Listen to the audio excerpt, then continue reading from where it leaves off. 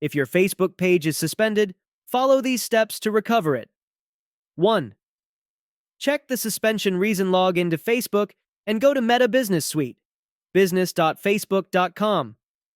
Look for any notifications about why your page was suspended, violations, inactivity, or security concerns. 2. Appeal the suspension. Visit the Facebook Help Center. Go to Pages, report an issue with a page. Click Appeal, and provide details about the suspension. 3. Follow Facebook's guidelines. If the page was suspended for policy violations, review Facebook's community standards, link, and fix any issues. If necessary, edit content or remove violating posts. 4. Verify your identity. If Facebook flagged your page for security reasons, they may request identity verification.